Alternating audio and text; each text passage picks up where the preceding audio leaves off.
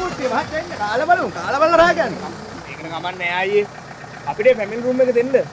අපි රූම් දෙකේ ඇඳන් දෙක ලං කරලා ෂේප් එකේ 7 දෙනා ඉන්න. එහෙම කරන්න එපා අයියේ. එහෙම කරන්න එපා. හෙලෝ.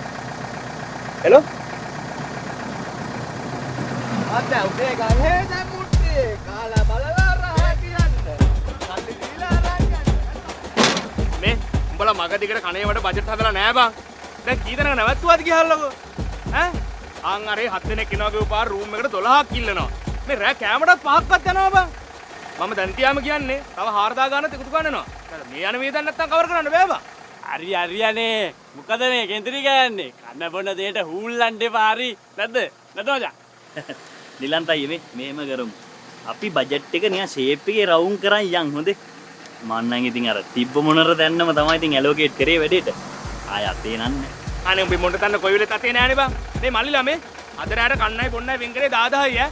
දැන් 7000ක් වැඩිපුරත් යන සීන් එකක් තියෙන්නේ. මේ මෙහෙම ගියොත් මේක කරන්න බෑ. රෑ වෙනකොට නිලන්තයි නම් ගාන්න බෑ බල හරිද?